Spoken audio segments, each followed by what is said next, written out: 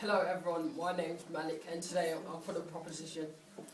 First of all, I'd like to start off with saying I've gone back and forth with this most of my life and finally looked at the death penalty in action. A lot of what I found surprised me and disturbed me. First of all, I would like to do some rebuttal on Seren, because she said there was a event in 1975 or something like that, and they got supposedly accused of robbing a bank, and they got instantly and they would have got instantly killed if there was capital punishment at that time.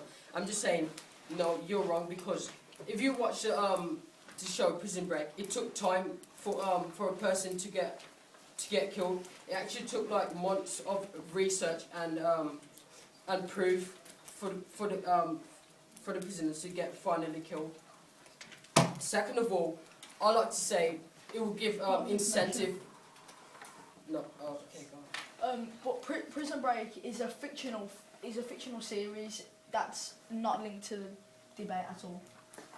Okay, it will give enough incentive for federal offenders. So if prisoners killed a person and they get released for early parole or something, other offenders will see that's an opportunity for them to kill a person and they'll get away with it easily. Okay, now I would like to say that that's the only justice they deserve. If you see people like Saddam Hussein and Bin Laden, they've killed thousands of innocent lives, and they got killed without even suffering. Maybe for Saddam because he got hanged. Secondly, I'd like to say thirdly, I would like to say is the furthest limitation for punishment.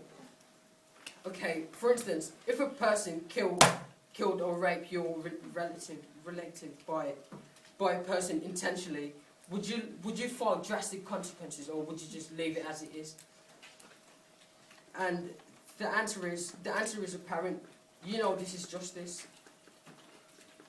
Okay, so judges, you know what to determine. I know you're gonna vote for the proposition because we got the best views on capital punishment. Thank you. Good afternoon all, and I am the third speaker for the opposition on the motion this House will bring back capital punishment in the United Kingdom. First, I'd like to emphasise the fact of the consequences of capital punishment. Leading on with Seren's point, the cost, especially in the United States of America, is a big deal. For example, the cost of convicting and executing Timothy McVeigh for the Oklahoma City bombing in the United States was over $13 million as an individual. This money could have been invested in something better, such as helping the economy, and look at the state of America now, could be helping improving the police. Secondly, in New York and New Jersey, the expense was so high it resulted in the decision to abandon the death penalty. And I'm going to go on to the second point. The capital punishment affects people, but more specifically the youth. When Saddam Hussein was hanged, a 15-year-old girl with no medical problems copied this and died. In New Zealand, two brothers aged 9 and 11 died after seeing Saddam Hussein being executed on the television. If they are the next generation, then what tragedies may befall in the future? The world is there are many crises in the world, war, we are running out of resources. If they're the next generation that will lead on and probably make this world better, and we're poisoning their minds with executions and all that, who knows what will happen? And the final point I'm going to go on to is, you're probably all aware of the death penalty in the United States, of the electric chair and all that, but I'm going to go on to a more specific version in Saudi Arabia. Saudi Arabia has a criminal justice system based on the Sharia law and Islamic system from the Quran, because it's the official Islamic state. A major practice there is beheading with the sword. This is done in Riyadh as a location called Chop Chop Square because of the amount of executions done. There were 345 public executions in between 2007 and 2010. I'll repeat that, 345 public executions where children, anyone could go there. If the kids see this then what's going to happen to their minds? And I'm re-emphasising it again. In 2009, someone was sentenced to a 3-day crucifixion where the public went to see his dead body hanged upon a cross. It's wrong. I mean, if the kids are going there and seeing this, then surely they're going to be doing into crime. It's just leading to more crime. So I'm going to finish off with saying everyone has value, and there is another generation to come. I'm not saying it's going to come. It is going to come. So judges, you have to vote for opposition. Okay, hi, I'm Samir Rhodes, and I am the fourth and final speaker for the opposition. And I'll be summarising the debate for us. And I'll be going through basically what all my colleagues had said. But first, I would like to start with some rebuttal. Second speaker for the proposition, you said if we kill a criminal for killing someone, aren't we as bad as them? Should we not aim to better ourselves? Why should we lower our standards? As a criminal, they are lower than, say, the government.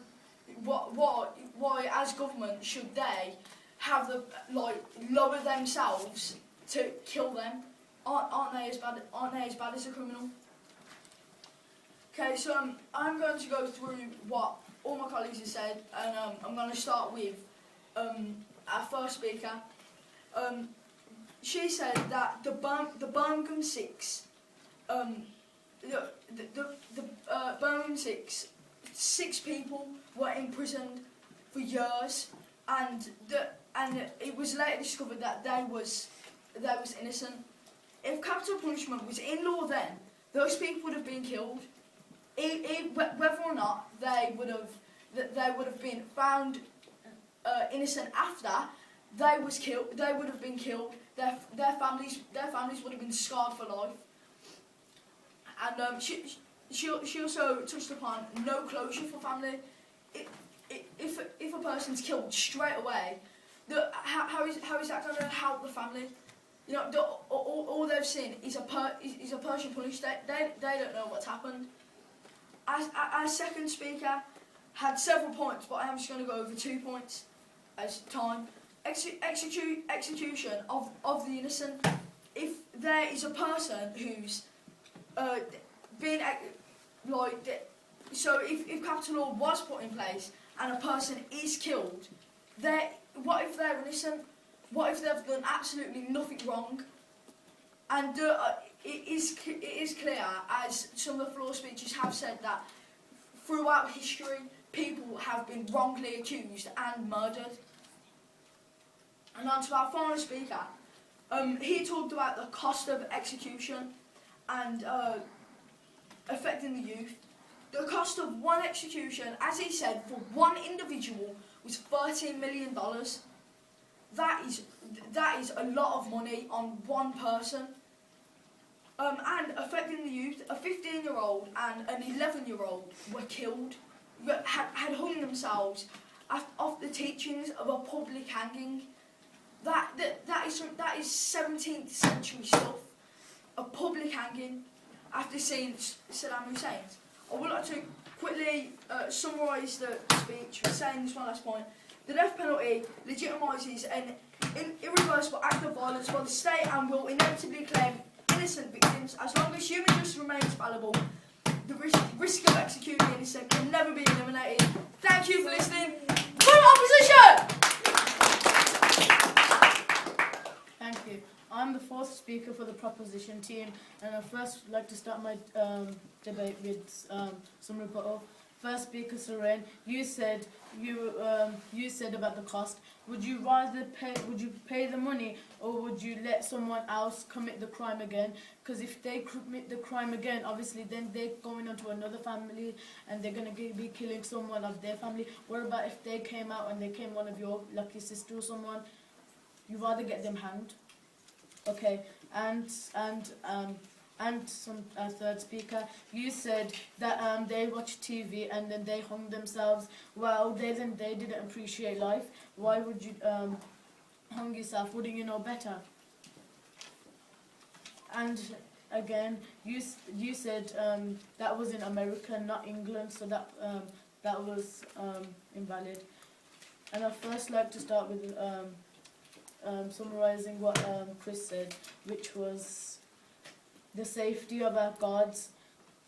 The risk of our guards is at stake here, because if someone that's got served 25 years in jail and if they find a little bit of a chance to get out of jail, they will take it. So they will batter the guard, and then obviously, yeah. And justice, as our third speaker said, wouldn't you want justice for them and their family? And I'd like to start my first point as with Saddam Hussein. As all you know, he was hanged on December 30, 2006, which helps a lot of people as the economy was coming down, and if he didn't get hanged and he was in prison, he would have come out and he would have probably become the president of Iran again, and the economy would have gone down. Right now, the economy is strengthening. That's what I want to say. Thanks. Decision over this debate. It was a good debate. There was some real well-developed points coming from both sides, but we have to go with the opposition as winners. And our debater of the debate is Mohammed. And if you'd like any personal feedback, please see me at the end of the debate. Thank you.